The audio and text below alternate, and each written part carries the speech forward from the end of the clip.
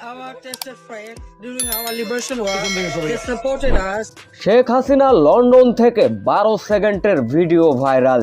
সাকিব মাশরাফিকে বাঁচাতে লন্ডন থেকে লাইভে এসে একে বললেন তিনি, ছাত্র আন্দোলনকে কেন্দ্র করে যেটা দেশে ঘটেছে সেটা আমার আপনার সকলেরই জানা।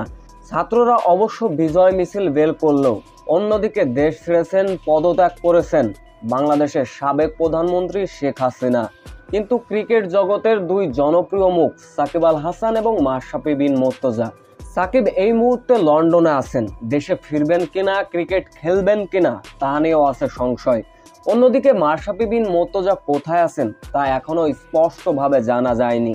ক্রিকেটে অনেকের কাছেই আইডল ছিলেন সাকিব আল হাসান এবং মাশরাফি বিন মুর্তজা, কিন্তু নোংরা রাজনীতির শিকার হয়েছেন এই দুই ক্রিকেটার। আজ ভক্তদের কাছে ধিক্কার, হয়ে গেছেন ঘৃণার পাত্র। কিন্তু ইতিমধ্যে সামাজিক যোগাযোগ মাধ্যমে সাবেক প্রধানমন্ত্রী শেখ হাসিনার 12 সেকেন্ডের ভিডিও ভাইরাল, যেখানে সেই পোস্টকারীরা দাবি করছেন সেই 12 সেকেন্ডের ভিডিও সাবেক প্রধানমন্ত্রী শেখ হাসিনা নাকি সাকিব আল হাসান এবং মাশরাফি বিন মুর্তজাকে বলেছেন, তোদের দেশে থাকতে হবে না, তোরা লন্ডনে চলে আয়। আসলে ভিউয়ার্স, এই ভিডিওটি কতটুকু সত্য তা এখনো যাচাই বাছাই চলছে। সো ভিউয়ার্স, সাকিব আল হাসান এবং মাশরাফি বিন মুর্তজাকে এই নোংরা রাজনীতি থেকে মুক্তি দিয়ে আমরা কি ক্ষমা করতে পারি না? এ বিষয়ে অবশ্য আপনাদের মূল্যবান কমেন্ট করে যাবেন।